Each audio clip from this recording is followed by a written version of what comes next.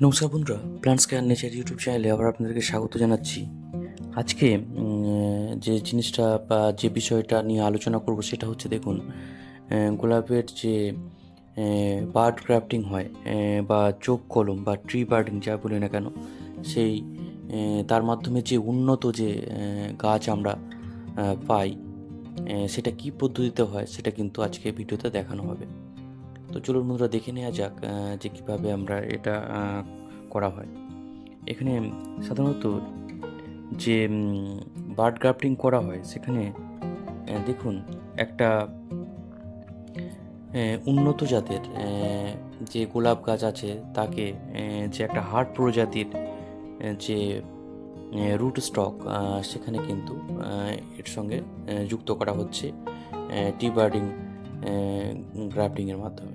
এই দেখুন, এখানে এই সায়নটা সংগ্রহ করে নেওয়া হচ্ছে, ভিতরে শক্ত অংশটাকে এইভাবে বার করে দেওয়া হচ্ছে এবং ভিতরে কিন্তু এই প্রবেশ করে দেওয়া হচ্ছে যে এলা যে গাছটা আছে সেই গাছের মধ্যে এটা প্রবেশ করে দেওয়া হচ্ছে এবং টেপ দিয়ে ভালো করে কিন্তু এটাকে বেঁধে দেওয়া হচ্ছে যাতে ক্র্যাম্বিয়াম স্তরগুলো ভালোভাবে কিন্তু মিশে যায় এবং গ্রাফটিংটা সাকসেস হয়। তার জন্যই কিন্তু টেপটা ব্যবহার করা হচ্ছে।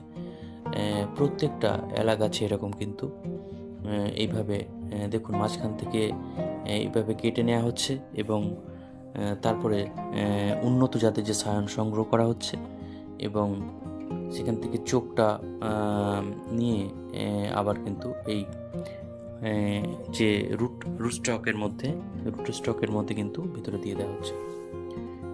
সেটা নিয়ে যে রুট স্টক আছে সেখানে কিন্তু দিয়ে দেওয়া হচ্ছে দেখুন, আর তারপর ক্রাফটিং দিয়ে ভালো করে বেঁধে দেওয়া হচ্ছে। সাধারণত উন্নত জাতের বিভিন্ন যে গোলাপ, যেমন জুমেলিয়া, লেডিবার্ড, নারাঙ্গা, বোরা বোরা,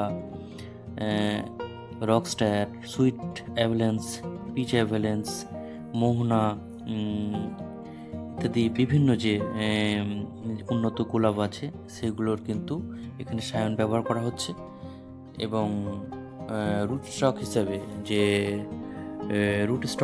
যেগুলো ব্যবহার করা হচ্ছে সেগুলো সাধারণত খুব হার্ড যে ভ্যারাইটির যে দেশীয় ভ্যারাইটিগুলো আছে সেগুলো কিন্তু সাধারণত ব্যবহার করা হয়ে থাকে এবং সেগুলোর এলাগুলো এখানে ব্যবহার করা হয় এবং তাতেই কিন্তু উন্নত জাতের গোলাপগুলো এখানে দেওয়া হয়। তো অনেকে যারা গোলাপ করবেন বলে ভাবছেন কিন্তু ভালো গাছ পাচ্ছেন না বা ঠিকানা সেইভাবে সংগ্রহ করতে পারছেন না, তো সেরকম যাদের গোলাপ গাছ করার ইচ্ছা তারা অবশ্যই ডিসক্রিপশনে দেওয়া নাম্বারে কিন্তু যোগাযোগ করতে পারেন। সেখানে আমি ভালো উন্নত আইডির গোলাপ গাছ এবং খুব কম দামে সুলভ মূল্যে যে পাওয়া যায় তার ঠিকানা কিন্তু আমি দিয়ে দিতে পারি। যারা মনে করছেন যে আইডি ধরে গোলাপ করবেন তাদের জন্য কিন্তু এটা করা যেতে পারে। তো আপনারা ডিসক্রিপশনে দেওয়া নাম্বারে কিন্তু যোগাযোগ করতে পারেন। আর বন্ধুরা, ট্রি বার্ডিং বা যে বার্ড যে গ্রাফটিং বা চোখ কলম সেটা সাধারণত বসন্তকাল থেকে কিন্তু গ্রীষ্মকালের মাঝামাঝি পর্যন্ত কিন্তু এটা করা হয়ে থাকে। আর এখানে দেখুন যে প্রচুর পরিমাণে কিন্তু গাছের এরকম যে বার্ড গ্রাফটিং কিন্তু করা হবে। আর এগুলো সাধারণত হয়ে গেছে, বার্ড গ্রাফটিং কমপ্লিট হয়ে গেছে। আর এইরকমভাবে কিন্তু প্রচুর পরিমাণে দেখুন এই যে পরবর্তী সিজনের জন্যে এই গাছগুলো কিন্তু রেডি হচ্ছে।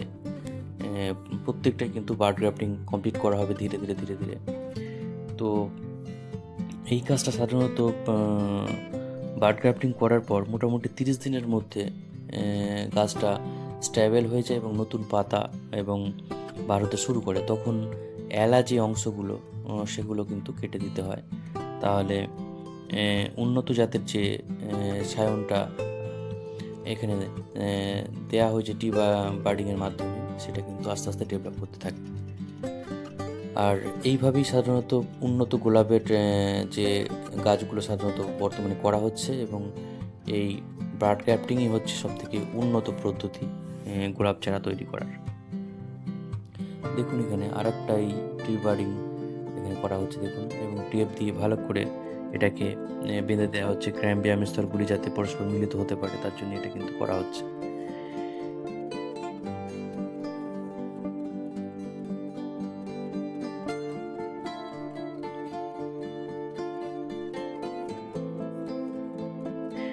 বন্ধুরা, তাহলে আজকে দেখতে পেলেন যে কিভাবে